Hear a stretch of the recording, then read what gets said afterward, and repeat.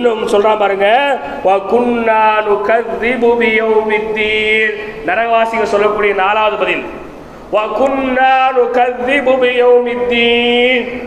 இப்படி எல்லாம் ஒரு மறுமை நாள் வரும்னு சொல்லியே முதல்ல நான் நம்பல.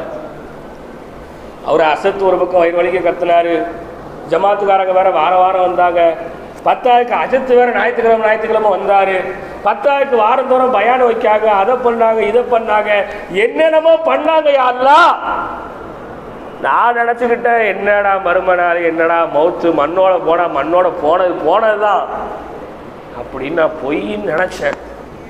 ஆனா இப்ப தெரியுது, தெரிஞ்சு என்ன பிரயோஜனம். அல்லாஹ் சொல்றான்,